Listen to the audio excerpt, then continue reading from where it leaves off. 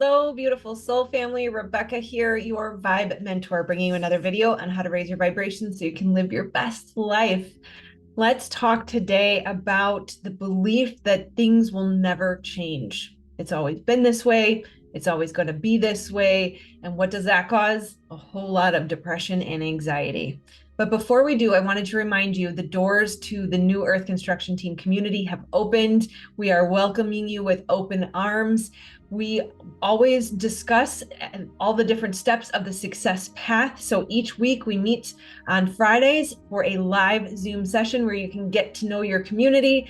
We discover one of the steps in the success path so that you can heal the wounds that hold you back, whether it's lack mentality, overwhelm, whatever keeps you from your purpose, so that you can manifest abundance and assist in creating the new earth.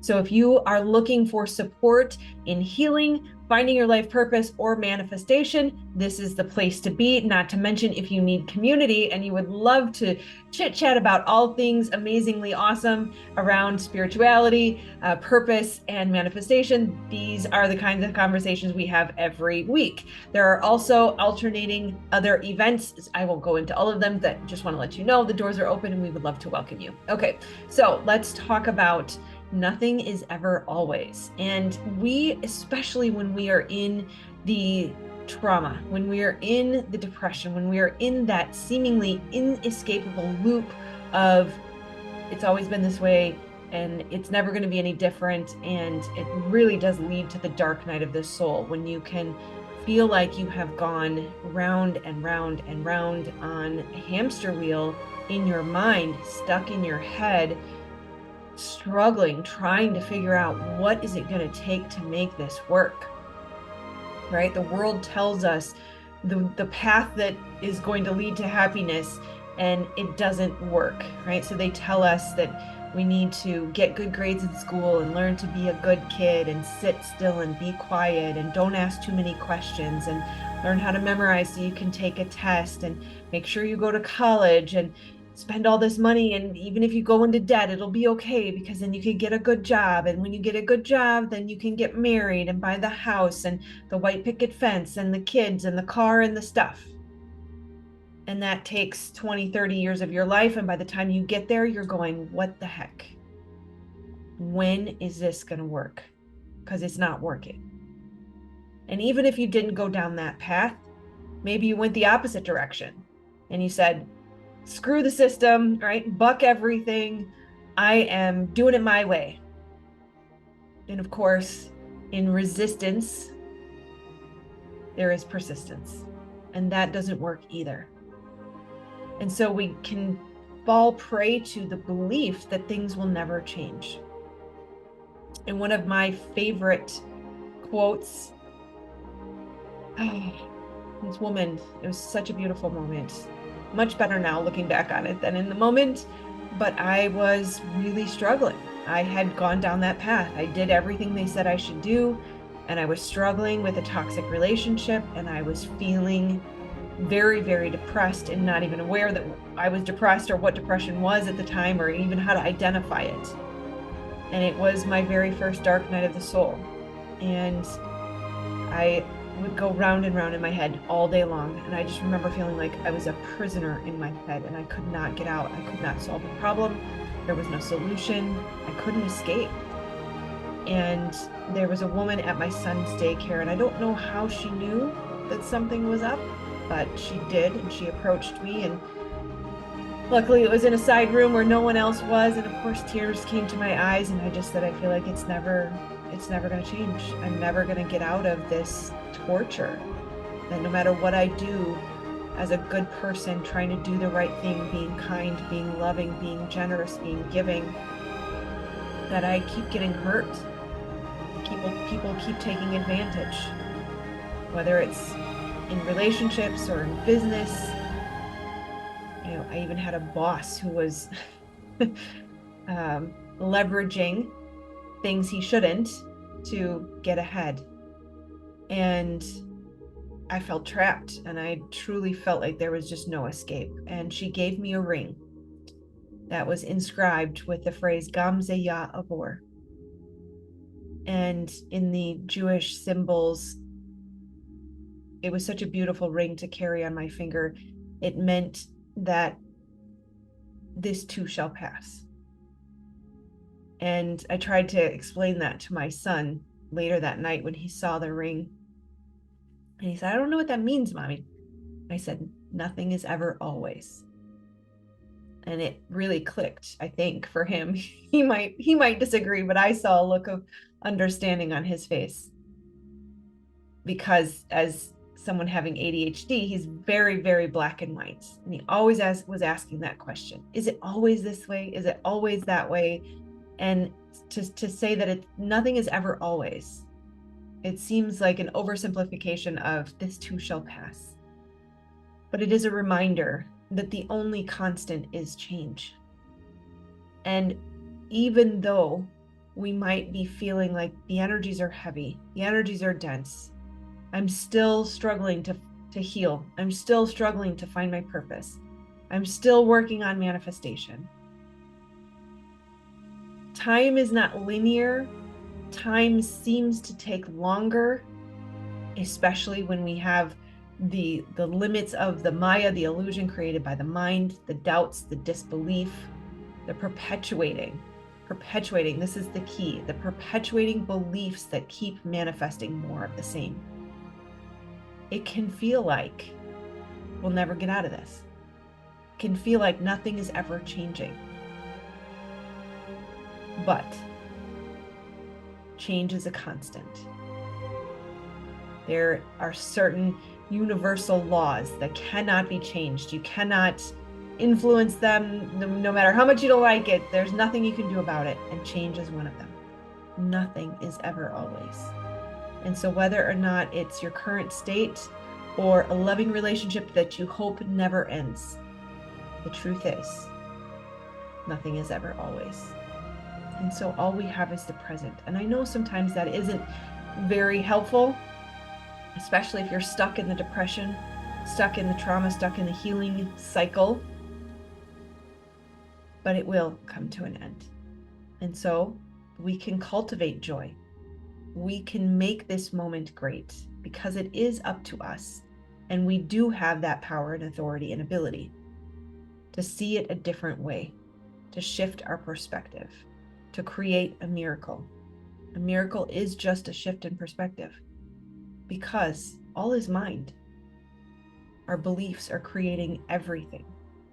And so if you are stuck in this belief that it will always be this way, or I can never change, or I'll never get out of this, or life always has to be hard, then you are creating more of the same. And so I encourage you, if you are in one of those moments of wishing it wasn't the way it was, in resistance to what is, I encourage you to see that that is what's causing the suffering. That this too shall pass. And it is an opportunity, a moment, a gift to be able to see the beliefs that are coming up right now that are making you uncomfortable or unhappy. And look at those 3 key ego beliefs, because likely all limiting beliefs that you can identify will fall into these 3 buckets. One is the belief in separation. I am alone. It's all up to me.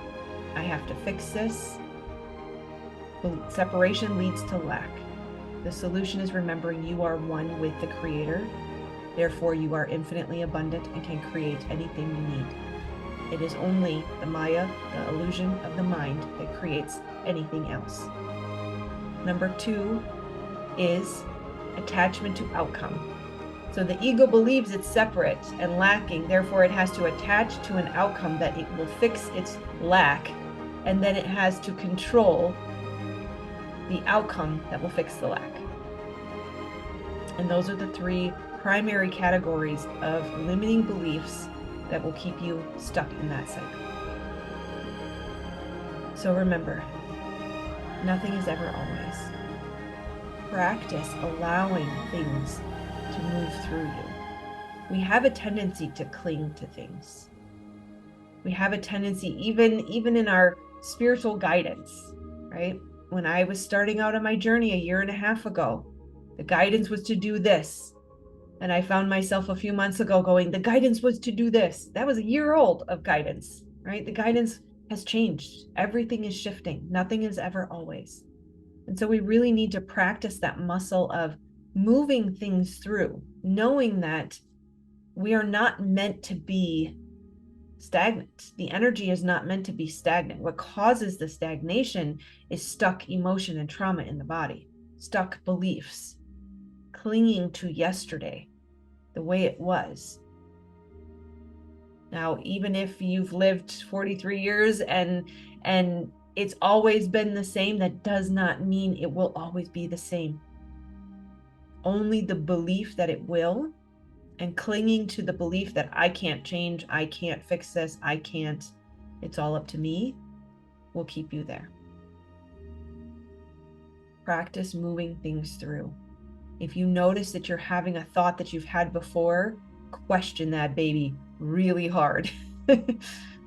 Because our beliefs and our knowings and our oneness and our connection to the divine and our guidance and everything is shifting always.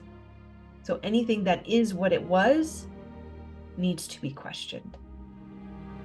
Use your body as the tuning fork to identify where your thoughts are accurate versus where they are missing the mark. Our body is the resonating tool that says yes or no. When someone says, does that resonate with you? You are feeling the truth in your body. Truth feels like expansion and lightness, happiness, joy, excitement, healing, hope, renewal. Lies, untruths, inaccurate perceptions, even if they're just slightly off, you don't have to throw the baby out with the bathwater. We just need a little tiny shift in perception. When they're missing the mark, when there's something not quite right about that thought or that belief, you will feel contraction, you will feel heaviness, you will feel density, you will feel depression. I get sick in my stomach. My stomach turns over, my solar plexus kind of just cringe of like, oh my gosh, no.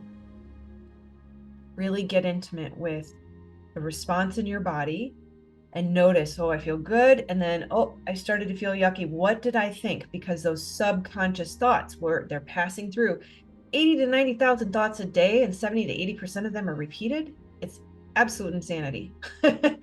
When we really start to get intimate with our thoughts and we start to really dig into, if the veil and the separation and the Maya and the illusion are the mind and the thoughts, then that needs to be 110% of our focus. Catch those every single time. Question them, interrogate them like you are a police officer trying to solve a crime. What did you just create? You get back here. That is not mine. And just remember, they're not yours. They're just what happens to be drawn in by the vibration of the thought. Okay, I'm branching out into all sorts of topics. We're going to bring it back to home. Nothing is ever always. You are not alone. This will shift and change.